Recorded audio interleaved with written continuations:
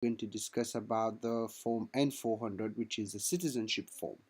And as you see, I have opened on my screen the form, and we're going to go over the form and how to fill it, and also about the intricacies of course, the N400 application, and which is the citizenship. And this is the thing that many people have been waiting for, the immigrants, especially if you have waited long to get your green card, you want to also get your citizenship smoothly. And one of the ways to get your citizenship smoothly, of course, is to file the paperwork smoothly, but also know about the law. So I'm going to go over the application today and quickly kind of give you an idea how it's done, and hopefully it will be helpful to you. In this case, I am taking an example. As you see, page 1, I have already filled some information in it. First of all, you will see when you start, you have to put your A number. You don't have to fill anything on the top. And this form can be downloaded, by the way, on the website of the USCIS. It's uscis.gov. And you, on the top, it's for the office use only. You don't have to fill anything. You start filling on part 1, information about your eligibility. So you have to first enter your A number. The A number is a famous number that you were given, and that stays with you pretty much all your life. In this case, we're going to, the example I ticked, if you look at, you are 18 years older, of course you have to be 18 years older, because if you're earlier than that, you usually get it through your parents. In this case, you have to, we are using the 5 years of permanent resident. And within those 5 years, of course, you have to meet the requirements of the N400, which is basically you have to have 30 months present in the United States, and also you have not to have broken what we call basically the eligibility of it, which is the continuity. If you have stayed outside for more than 6 months, I recommend that you call an attorney. You can call our office at 510-742-5887 to be able to assess if you're eligible for the citizenship. But in this case, we're going to assume that person that we're filing, in this case I put my name, is eligible under the 5 years rule. And this 5 years rule basically is based, let's say it's an employment based green card. So we move down for the first part. You will see number 2 are for usually for people who are married to US citizens. They are eligible to file under 3 years. I mean 2 years and 9 months. In fact, even the 5 years is 4 years and 9 months you can file. It's not the complete 5 years. And then also you look at part 3, you see for those who are working basically abroad and under a US company. For example, a lot of people work for some companies of national interest, especially in many sectors, and they can actually file on this. But it's a little bit more difficult to do it, although we have been able to do it for a few times for clients. Also, there are bases to qualify under the military service. And by the way, there is a program which is not here now, I think at this point, MAVNI, where people were getting straight citizenship. But we're not discussing about this here. We're discussing about the form. As you can see, the second part, you're asking about your name. I use my family name, which is also known in the last name in our countries, and given names are your forenames or your not your surname, but basically what we call other names. So you put that. And the second part, you put your name exactly as it appears on your green card. It's very important you put that, because if you don't, it can create confusion in the system. The third part, we're talking about other names used since birth. For example, many people have a long name, so they use different names over time. So you will want to mention those, especially because of the security check, they want that. So now we go on page 2 and 3. This is part 2. We're talking about information on the N400 if you want to change your name. Unfortunately, many people think they can just put any name here. It doesn't really work this way. Usually what they are talking here are people who have taken, for example, names from their marriage, etc. And here you can put, of course, your social security number, and I'm just putting anything here, but date of birth, you have to put it. So, and then when did you become a permanent resident? You have to put the date, 12/12/2000, and I'm putting fictitious date here, ladies and gentlemen. So that means you're eligible. Your country of birth, you can put India, you can put, and also country of citizenship or nationality. For example, maybe someone is born in Africa, but he's a citizen of India. So you need to put basically the country where you were born, and It's very important that you mention that. Also, the number 10 of the question, they're asking if you want any kind of accommodation for disability. For example, if you're someone who has an impairment, for example, you cannot hear properly, you're low on vision, because the test will also go over writing with you. So you might want to tick yes or no. In this case, we're going to tick no. And then, do you have any physical disability or mental impairment from demonstrating your knowledge, understanding of English language and civics requirements for naturalization? This is major because this is somehow can actually be something that can change the ability for people to. You don't have to file the N400, then you can file the N648. Of course, the N400 has to be filed, but the N648 basically is a way to show that you have an impairment, and they might waive you from some test, and they might waive you completely from the language test. So then there are other exemptions for people who are 15 years or older and have lived in the United States as a permanent resident for more than 20 years. So what they do, the questioning is less. And those who are number B, you can tick the box. In this case, is no, no for me. But if you have this situation, you might want to do that. If you're 55 years old, etc., in 65 years old, what happens is that some of the tests can be done in your own language if you qualify for some of the stuff. So you might want to check into that and check with your lawyer where you qualify. Now going to part 3, on page 3, they are talking about your phone number. So make sure you put a phone number where they can reach you. So usually people use cell phone. So in this case, I'm going to put the phone number of our office, 742-5887, and I'm going to put the same, but I would recommend that you put your phone number in full, because it's very important. If they want to reach you, they have a phone number. So in this case, since it is a dummy one that we are doing, I am going ahead and putting our office phone number. Our email, in this case, my name is Shah at Peerally Law. These are my real email, by the way. So for those who want to email us, can do that.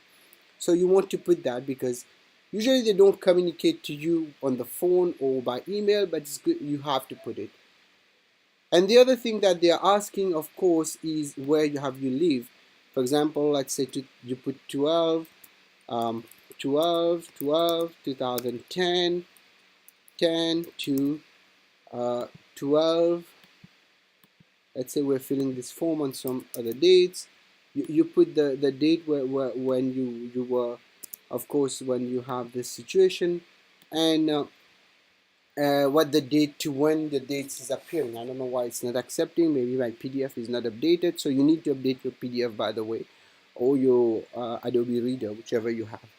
So what you have to do now, you put your address, of course. I'm going to put our office address just for the test, Central Court, Suite 202, and then the city is Newark, and California, and the county is Alameda. Counties county is and then of course the state, etc., etc. And it's very important that if you're using a mailing address, make sure that you're mentioning where you're living exactly. Don't confuse the mailing and the exact address. Both can be the same, but if you're using a different mailing address, be ready for them to question you about that. So now let's go on the other page. The other page, of course, is part 4, date of residence. So you keep going on filling all this basically to explain where you have lived all the time, and you have to mention your A number again here. And usually it should fill in automatically, but sometimes it doesn't. So make sure you're filling your A number on the top. And now, if you are an adoptive, you have an adoptive father or mother, before you reach your 18, you may be already a US citizen. That's something that we'll talk about later, because many times people who adopt children, those children come automatically US citizen. So then there's a question, were your parents married before your 18th birthday? Yes, most of people is the case. Is your mother US citizen? If you put yes, then you have a big, so we put no here. That means basically you might already be a citizen. So you need to check that. Fill your mother, father's name, which I'm not going to fill here, but we are going to go ahead. And of course, now part 6, are you male, female? And then here you can pick not ethnicity, Hispanic or Latino, no, not Hispanic or Latino, and race, of course. This is kind of tricky when it comes to race. Many people, I myself, don't know which race I am. So I am going to hair color. I'm going to put brown, but it's not actually. It's black and gray. And then you can put it here, for example, your native Pacific Islander, things like that. So I'm just picking things randomly, but you have to put the right information. Now let's go to the other page, which is 6 and 7. Your eye color is very important, brown. And if you're working or you're going to school, part 7, you might want to put here, put Shah Peerally low group, and if you have the address, you put the address here, but not if you have, you better have the address. And it's very important you have all this information. So you put it here. I'm going to put the same. uh, as you can see, some of the information I'm not filling, but you have to fill everything. And it's very important, because if you don't, the form will be rejected and you will be having a lot of issues, which can be corrected, but they might reject the whole thing. So you can put that, and you have to put with it, basically you have to cover 5 years where you're employed. In my case, since my law firm has been here for almost 12 years, so we don't have this problem, so I'm putting that. So if you don't have enough space, take another paper, blank paper, add it as an addendum, put complete your 5 years of employment even as a student, and if unemployed, mention that. Now the big question, time outside the United States. It's very important that you mention the number of days and make sure you get it right. If you don't know, you better find it out, because they have a system of recording the whole thing, and if you don't, it will actually be counted against you. I had a situation where I went for an interview with a client where he basically didn't know and he put the wrong information, and they were thinking he's lying. So make sure, in this case, I'm putting 00 so that I don't have to fill the bottom, but if you left, make sure you put it in there. So we're talking page 6 and 7 here. Now, information about your marital history. If you're married at this time, you better tick married. If you're not married, divorced or separated, you better mention it. And you want to know if your spouse is in the U.S. force, I put no. And how many times have you been married? You can put as many times as you want, but you have to put it the exact time. So make sure that you mention that. So this is a dummy one, so I'm putting whatever numbers here. If you're married now, you better put the name of your wife here. So it's very important that in this case you're putting all the information that is representing your wife, and when did you get married, and when did you if the marriage was also terminated, you might want to put it here. So it's very, very important to mention that, because that's one thing they are looking at, especially now if you got your green card through marriage. That is very important. That's why you see they're asking you for your present spouse home address, etc. And that becomes an issue if you are filing under the 3 years. If you put a different address for your spouse, it will raise a red flag. So be ready for that. Now, part 9, we're talking, is your spouse a current US citizen? And you have to mention that at birth or became a citizen, etc. Then you have to give all the details about your spouse. If she had an A number before, you mention it here, for example. In this case, I put no, so it won't work here. But you have to, this is, let's put here we put 7890, whatever number is there. And if your spouse is currently a permanent resident, you might want to put that too. So how many times have your spouse been married? That too now they're looking for. So you better put it out there. So all the stuff is very important. If your spouse is only one marriage, so you don't have this problem, you just put one and move forward. So now we go to the page 10 to 11, about marital history. Same thing, they're asking if you had more than previous wife. Previously you were married. If your spouse was, you had more marriage before that. Now if you have children, you have to mention your children. So you have to mention how many children you have. In this case, I'll put 2, and you have to put your child's name. I will put your child name, and then you have to mention where they were born, USA, etc., and the address where they're living, etc. So I am kind of putting fake names here, so I will just kind of keep moving forward. So it's very important that you put all this information that is there available to you, and make sure you don't make mistakes on those. So now let's move to the other page, page 12, and the child current legal status. If your child is a student here, a US citizen, so you better name it. And of course, if you have enough pages for all the children, you might want to add pages. Now let us go into the kind of intriguing stuff, which is part 11.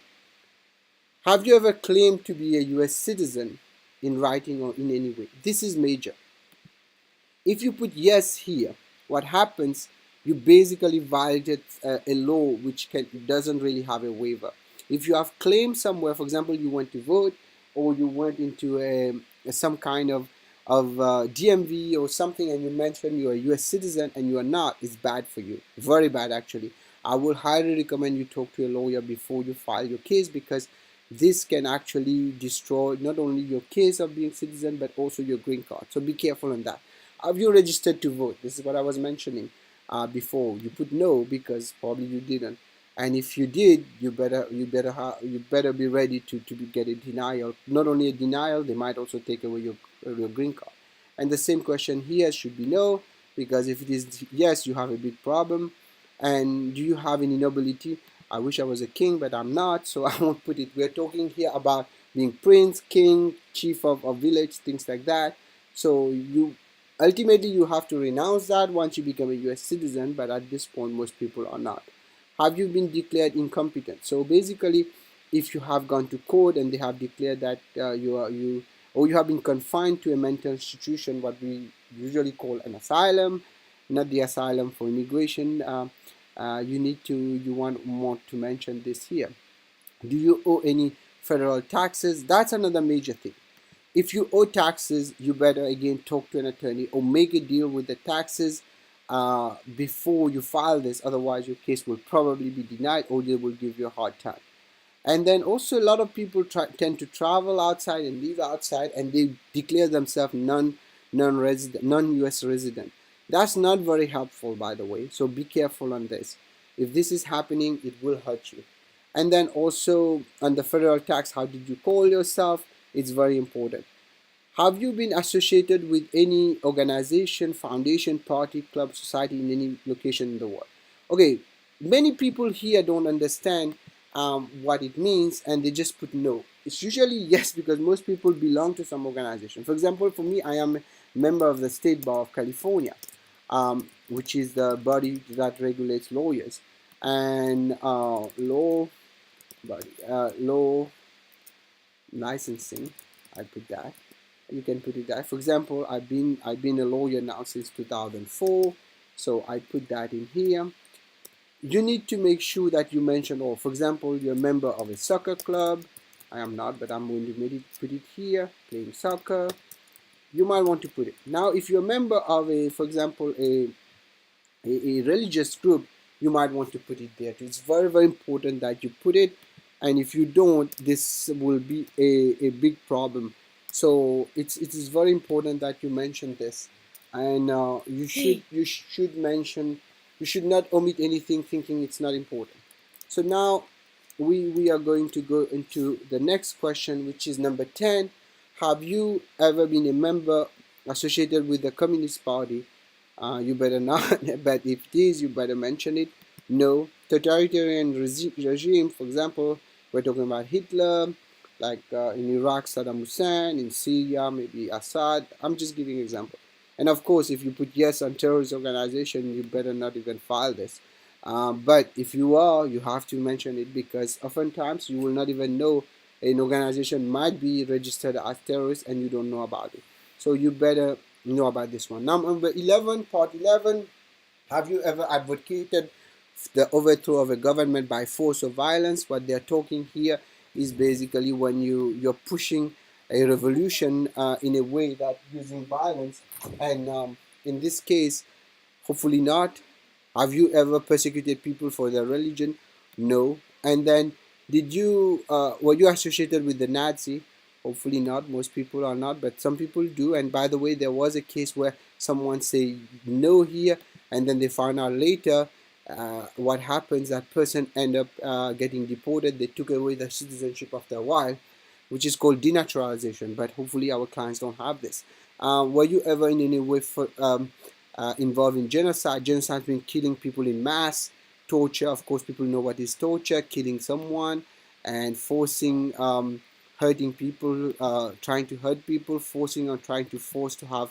That's called rape, basically. Number F, and then also preventing people from practicing religion. It's important too that if you have that, you have a problem.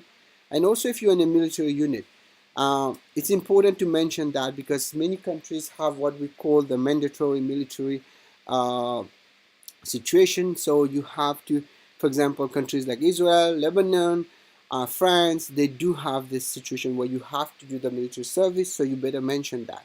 And if you are a police officer, you mention that. Self-defense unit, these are for vigilantes. Vigilantes are people who think they're, well, I always call them smarter than everything, but they go and they try to shoot people thinking that they're doing right things. Some people are good, some people are bad. Most of the time, they're bad. A rebel group, basically, you are fighting. Guerrilla, you know what it is.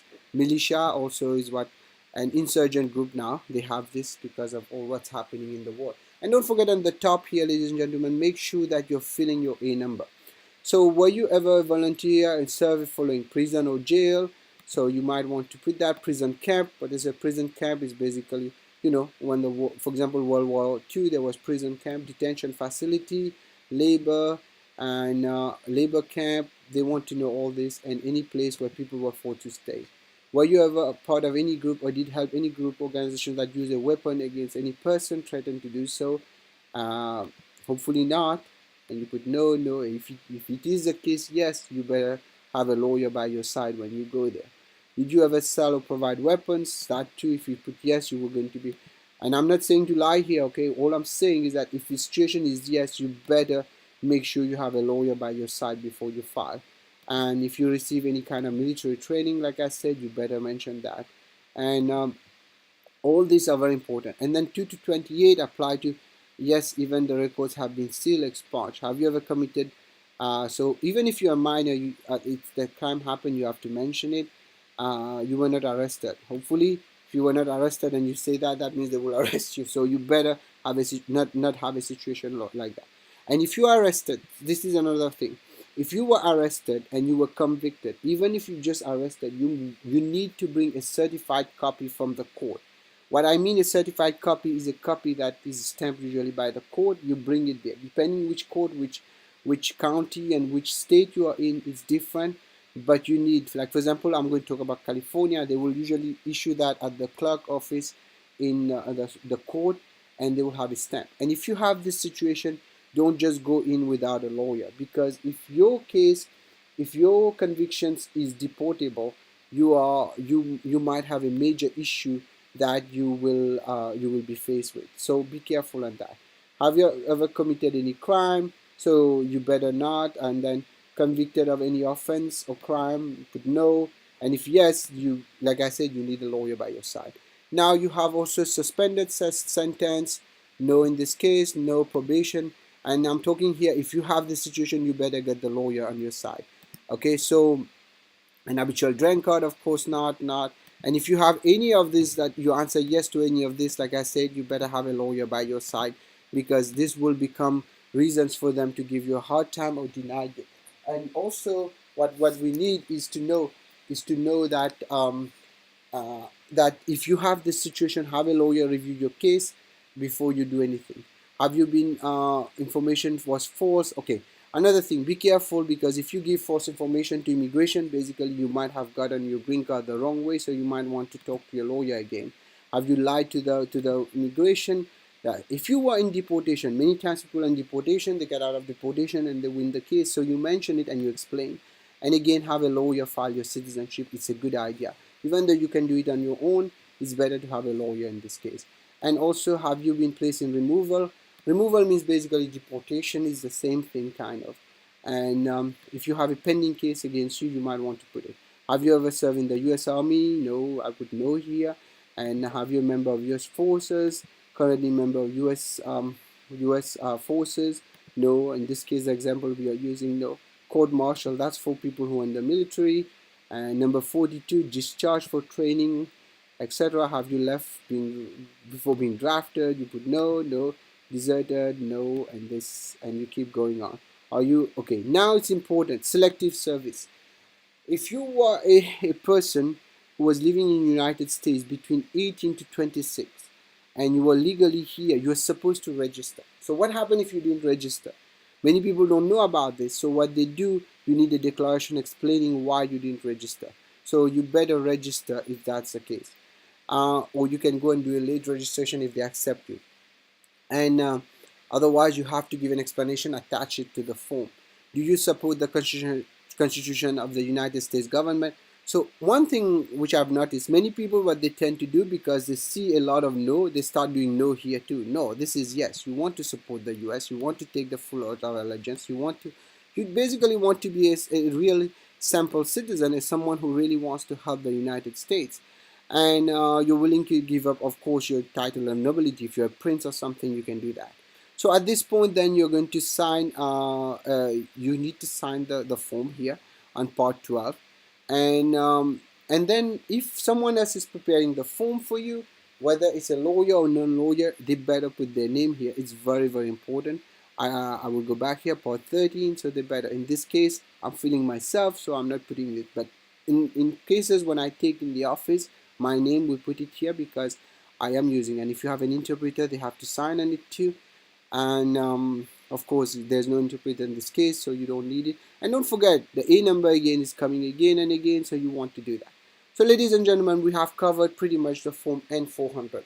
What happens is, this is citizenship and there are a lot of issues involved. So I highly recommend, if at least do a consultation with a lawyer before you start. And anything I told you today is for educational purposes only. You should not act or refrain to act solely on the information provided. You should contact an attorney if you have any questions. Feel free to call me, 510-742-5887. And you can check our website, peerallylaw.com. I hope this was helpful to you, and I will be back with another form soon. So thank you, ladies and gentlemen, and I wish you all the best. And also, just to let you know, ladies and gentlemen, that there are things out there that are very, very tricky. So make sure you get a good lawyer to help you. And we have been doing this for years. We'll be glad to help. Thank you. Bye-bye.